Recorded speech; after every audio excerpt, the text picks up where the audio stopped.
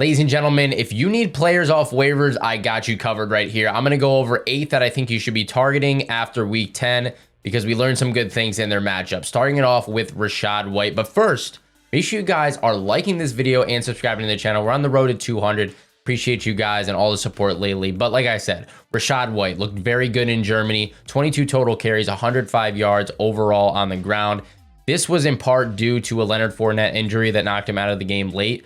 But up until that point, Rachaad White was actually splitting carries, if not beating him out in carries. There was a certain point where Rachaad White had 16 carries, Lenny had 14. So definitely something to take into consideration if you're looking for a running back. They are on a bye this week, so maybe some people forget about him. I would definitely put some waiver dollars on him or put in a priority claim on Rachaad White, because if Lenny does miss any time, he's an instant lock in your lineup, I feel like, if not into the flex, maybe RB2. But Lenny came out of the game late, like I said, with a hip pointer injury. Not sure if he's going to miss any time. Like I said, if he does, you're putting Rachaad White into your lineup immediately because of his passing use out of the backfield and also, you know, his running volume from the other day. Now, White actually didn't have any receptions out of the backfield in this contest. That was because they were up 14-0 in the first half, never trailed in this game.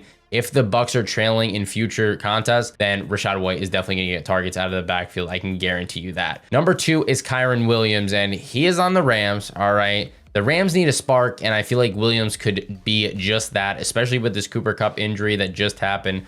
Hope to God he's okay, but I doubt he's going to be playing much more this season. I mean, Williams was only used in the garbage time last week, but he should get more work. Last week, he had 3 catches for 30 yards, 1 rushing attempt for 9 yards. So we're looking to improve those numbers over time. This was his first game back activated off the IR. So if someone doesn't have him already, I would definitely go put in a claim for him. Cam Akers and Darrell Henderson right now both look very bad. I mean, Darrell Henderson just found the end zone in some garbage time last time, but they aren't very efficient at all. I would take a little bit of caution here. I wouldn't expect like superstar status immediately. It's probably going to take him a little bit to get used to this offense again. The O-line is very bad on this team, so I'd hope for a lot of pass catching out of Williams. Then you could see some nice upside with him. Next up at number 3, we have Jaylen Warren in Pittsburgh. Now, Warren's numbers might have been just a little bit inflated because Najee Harris exited the game briefly.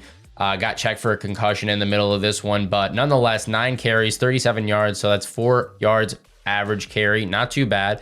Then 3 catches out of the backfield for 40 yards. So that's pretty good usage. Actually outscored Najee Harris in PPR leagues, which is pretty good to see if you're a Jaylen Warren, you know, fan, or you think that this guy could be the next big thing here. I would definitely pick him up just because his usage in the air might continue to increase as the weeks goes on. And hey, if Najee Harris ever misses time, I think Jaylen Warren is a flex play at the least, maybe an RB2 option for you if you need some depth on your team. Next up, we're going to go Parris Campbell in Indianapolis. He's really the only explosive option on this team right now. It doesn't seem to matter whether it's Matt Ryan, whether it's Sam Ehlinger. You prefer Matt Ryan. Let's just get that clear. Matt Ryan looks a lot better than Sam Ehlinger, so I would expect Matt Ryan to keep playing. They won this game against the Raiders. I don't see any reason why Matt Ryan gets benched again, but just in case he does, I just want to get that out there. Parris Campbell is the better option, either of these quarterbacks.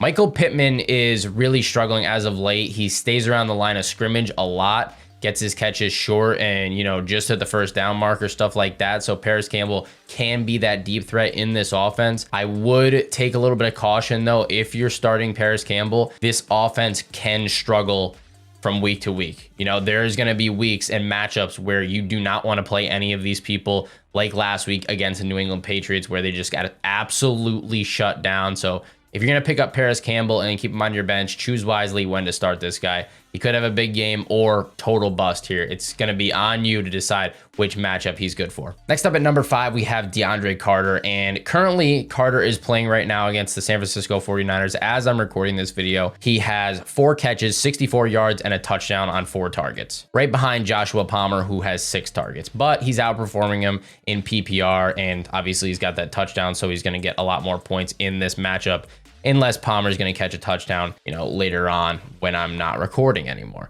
But next week, they are playing the Kansas City Chiefs, which I expect to be a shootout. So I would definitely roster DeAndre Carter, especially If you expect Mike Williams to be out, which he might, or which he should be rather, Mike Williams, I'm talking about Keenan Allen as well, might miss more time. He's struggling mightily with that hamstring issue. It just lingers and lingers and lingers. Who knows when he's going to get on the field next? So adding DeAndre Carter might be a good option. He's that downfield threat for this team when Mike Williams is not playing. You know, Mike Williams is going to be out a couple more weeks.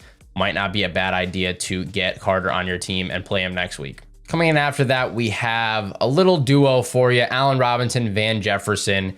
Now, this is strictly for probably Cooper Kupp owners or people that, you know, think they can benefit off Cooper Kupp going down, possibly for the season here. Allen Robinson is not going to come in this role and be Cooper Kupp. Neither is Van Jefferson. Van Jefferson is the deep option here. Allen Robinson is going to be the guy to move the chains on this offense. This offense looks horrible, but if you really need a guy, if you really need a wide receiver, pick one of these guys up and, you know, plop him in that starting spot. If John Wolford is starting at quarterback, I hope he's not by next week. Matt Stafford should be back. If Matt Stafford is back, you should feel a little more confident with these guys, but John Wolford at quarterback, now, would not be starting either of these guys. Pick them up just in case down the road if Cooper Kupp is out for a while, though. All right, at number 7 here, we have Nico Collins. And Nico Collins didn't have a bad day. 5 catches, 49 yards, had a touchdown in this one, 10 targets. Not bad. He's a big body. He's a red zone target. If you need a guy, if you need a wide receiver to plop in, maybe you got somebody on a bye week coming up,